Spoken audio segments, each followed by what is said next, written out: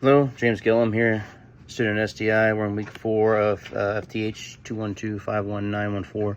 Today we're going to be covering doing different grip adjustments. So we're going to do 3 roughed out shapes. We're going to complete the borders of each shape, and then we're going to finish the panel to have textured borders on them. Part 2, we're going to be laying planned out patterns on the pistol frame. We're going to cut the borders and finish it. And then part 3, we're going to be basically covering the process of what's happened, and we're going to be covering the 2 different difficulties that I uncovered in the project.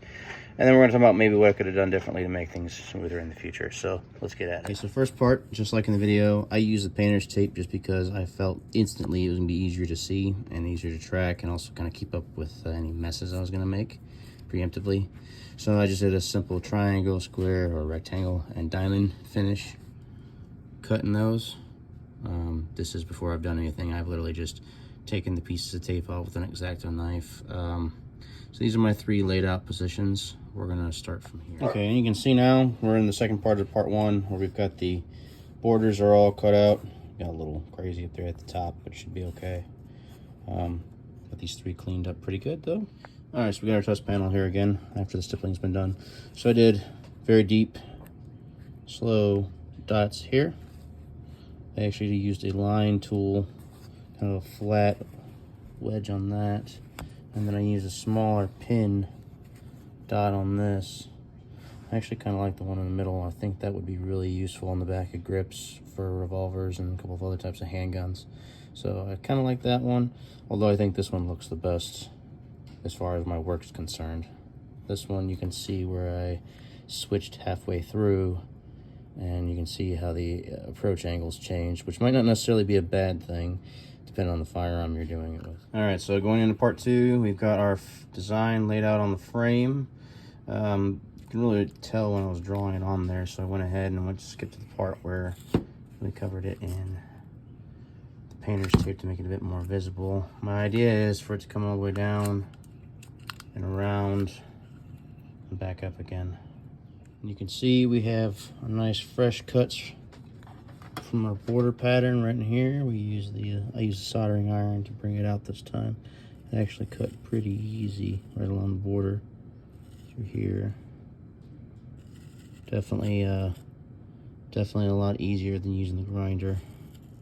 Although the safety equipment is kind of a pain in the neck, but hey, safety first. All right, took the grinder, the grinding wheel, and you see I recessed the lines all the way around.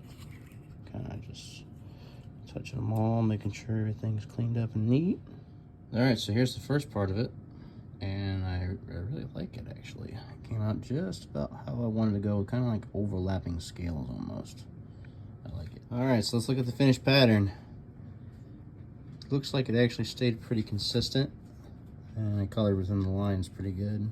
The back grip right there, that's, I think, the winner. I think that's really gonna make a big difference in the hand. The side I started on got a little small towards the top there, but otherwise everything's pretty good. And then I got underneath here as well, which stayed pretty uniform. Okay, for part 3 of the assignment, we're going to talk about all the processes I used. So basically, whenever I started with the test patterns, I actually used more grinder than I did heating, than I used the heating iron. Come to find out, the heating iron was a lot easier to use, and I think it made a much cleaner presentation, so I kind of stuck with that when it switched over to doing the pistol grip itself.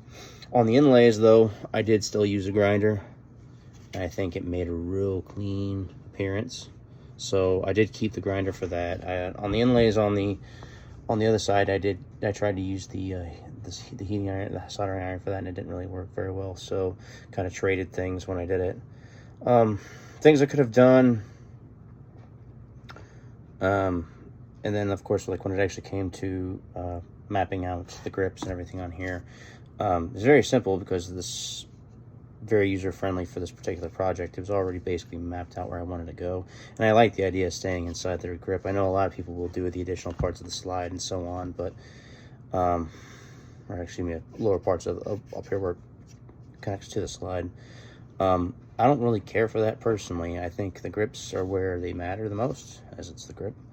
And so I think that's pretty good there. But marked everything off with tape, measured everything, make sure I was good and straight, cut all the clean lines with a razor knife, and then I did everything, like I said, once use the heating iron to trace the lines, get the borders cut out really good. I took the grinder, cut the grinder down, beveled the sides so that we had that kind of sloping inward towards where the border went, and then went at it with the flat iron, and it worked pretty good. So something I would do in the future, and one thing I'm glad I did now was using the tape.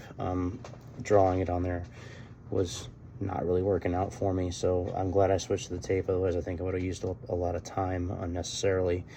In the future, one of the things I think I might do, just because I felt myself transitioning around a lot, and especially on the test patterns, I noticed whenever I would rotate the patterns to work on things, they would look different. I think I might put these guys in a vise and isolate individual pieces one by one. That way I can have my hands free a little bit more, and kind of, I'm not changing around so much. Keeps consistency, I think. Yeah, other than that, I mean, it was a pretty smooth process. I'm actually pretty pleased with the results. Was a little bit skeptical, but it looks pretty good, I think.